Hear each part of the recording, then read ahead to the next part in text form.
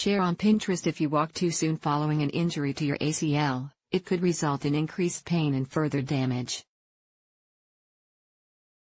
If your injury is mild, you might be able to walk on a torn ACL following several weeks of rehabilitative therapy. However, you'll need to see a healthcare provider to diagnose your injury and determine your treatment and recovery options.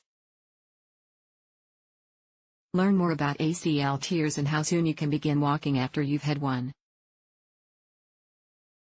What is the anterior cruciate ligament, ACL? The two major ligaments in your knee are your anterior cruciate ligament, ACL, and your posterior cruciate ligament, PCL. These strong bands of tissue cross in the middle of your knee, connect your femur, thigh bone, and tibia. Shin bone stabilize your knee joint, preventing excessive forward and backward movement. The ACL is more prone to injury than the PCL. How do you know you have a torn ACL? The immediate signs of an ACL injury may be pain, which is often severe and typically severe enough to discontinue the activity you were doing before the injury, feelings that your kneecap or bones are grinding, rapid swelling, knee deformity, bruising around the knee, range of motion loss, instability, which makes your knee feel loose, like it might buckle if you put weight on it. Some people feel a popping sensation or even hear a pop when an ACL injury occurs. Treating a torn ACL. If you injure your knee, the first step is to reduce pain and swelling. As soon as possible after the injury, put ice on your knee, lay down and raise your knee above the level of your heart. Take a pain reliever, such as ibuprofen, if necessary. After taking immediate action for pain and swelling reduction, make an appointment with your healthcare provider. They'll develop a treatment plan that takes into account your current physical condition and your medical history. Injury severity. According to the American Academy of Orthopedic Surgeons, AAOS, ACL injuries are graded from mild to severe on a 3-step system. Grade I. This is a mild injury, microscopic tears. Your healthcare provider may recommend rehabilitative therapy, which usually includes a program of physical therapy, PT, and exercise. May also require mobility aids, such as using crutches, wearing a knee brace, or using a combination of mobility aids. After reducing swelling and pain, PT focuses on strengthening muscles and restoring range of motion. Grade 2.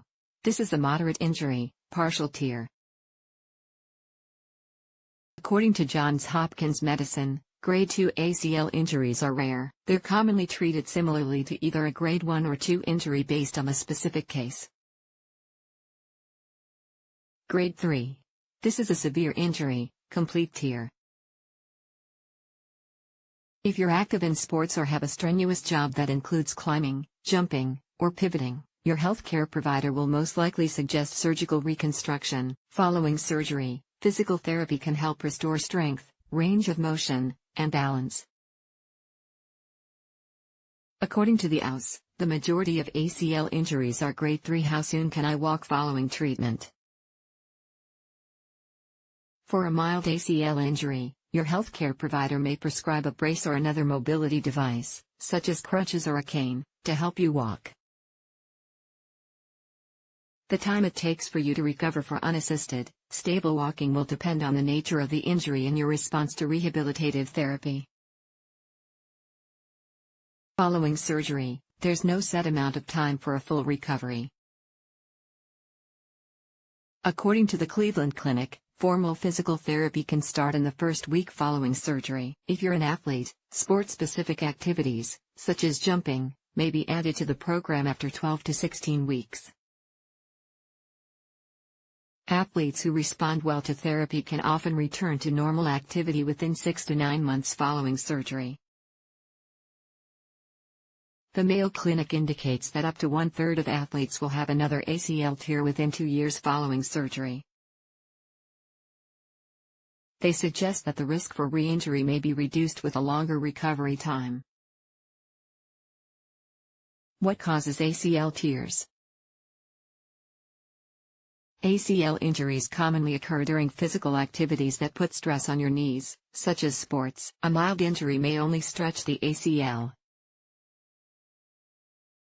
A more severe injury can result in a partial or a complete tear. Actions that can trigger an ACL injury include firmly planting your foot and pivoting, suddenly changing direction or stopping cutting, changing direction after suddenly slowing down, jumping and landing awkwardly, hyperextension, when the knee straightens out more than it should, a collision or direct blow that causes your knee and the rest of your leg to move away from each other. Typically, an ACL injury is not the result of direct contact.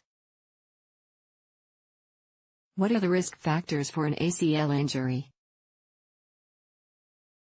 Factors that increase your risk of injuring your ACL include participation in certain sports, such as basketball, football, gymnastics, soccer, and downhill skiing, playing on artificial turf, lack of physical conditioning, improper equipment, such as shoes that don't fit or ski bindings that aren't appropriately adjusted. According to the Mayo Clinic, females are more likely to experience ACL injuries than males. It's thought that this may be due to hormonal influences and differences in muscle strength and anatomy.